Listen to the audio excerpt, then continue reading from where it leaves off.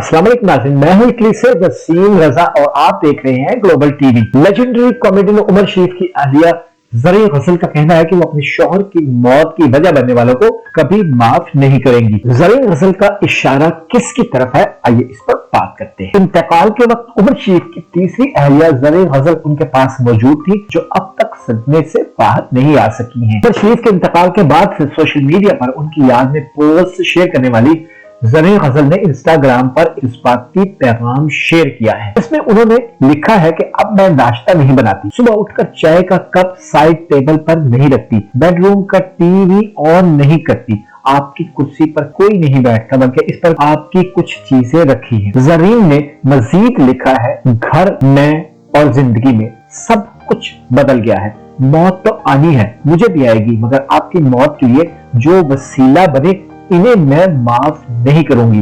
जो सारी दुनिया को हंसाता था, इन्हें जिसने रुलाया मैं माफ नहीं करूंगी। रोज़े महशर गिरबान पकड़ूंगी, अल्लाह माफ नहीं करेगा। 40 दिन पहले शादी शुदा थी, आज बेवा हूं, मैं माफ नहीं करूंगी। ज़रीन ने अपने पैगाम के साथ एक वीडियो भी शेयर की है, जिसमें उनकी जानिब से तैयार करदा नाश्ते और रोजमर्रा खाने देखे जा सकते हैं।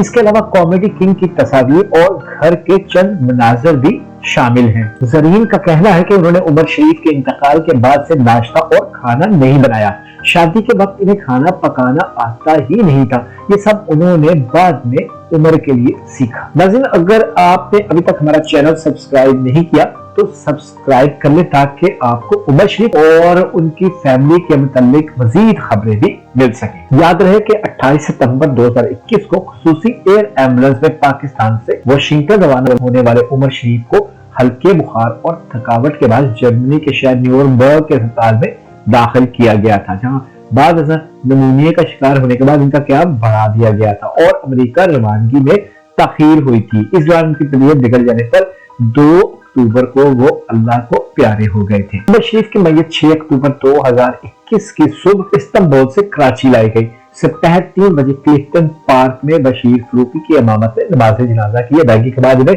अब्दुल्ला शाह गाजी के मज़ार के हाथ में दफन कर दिया गया। और अब आए ज़रीन के उस बयान की तरफ जहां से हमने अपनी बात का आगाज किया था। सदमे का शिकार ज़रीन गज़ल ने अपनी पोस्ट में इस बात की वजाहत नहीं की कि इनका इशारा किसकी जानिब है या वो किसे अपने शौहर की मौत का जिम्मेदार समझती है। अब तक के लिए इतने, अपना ख्याल रखिएगा। अल्लाह हाफिज।